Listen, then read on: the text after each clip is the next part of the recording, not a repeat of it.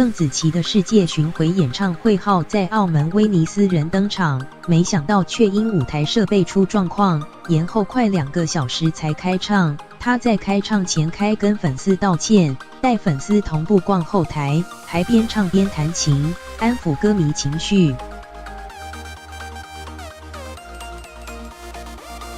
歌手邓紫棋，我们演唱会前面有2个吊臂，前面有2个吊臂，很大一个台可以升降的，然后她突然之间不动了，穿上挖空心形领口低胸舞台装。邓紫棋开跟粉丝道歉，原本应该在舞台表演的她，却因为开场前工作人员发现2条吊臂失灵，导致升降台无法运作。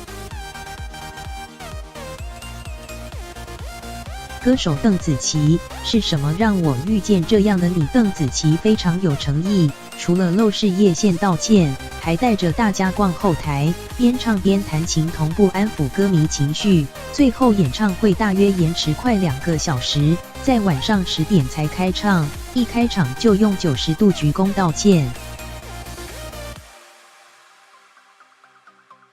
歌手邓紫棋，真的太抱歉，让你们坐在座位上面2个小时，真的太对不起了。歌手邓紫棋，倒数时间一直倒数着，我们剩下的快乐还请出超强嘉宾王嘉尔来助阵。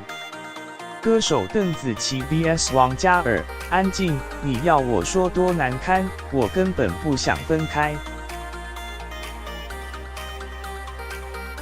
唱到周杰伦的《安静》时，王嘉尔便突然从后方出现，并加入一同合唱，让现场尖叫声不绝于耳。2人默契十足，展现完美合音。邓紫棋才刚控诉经纪公司违约，现在又遇上舞台故障，让不少粉丝心疼。不过高雄场演唱会加场也秒杀完售，看来台湾粉丝也不因负面传闻影响，依旧买票力挺。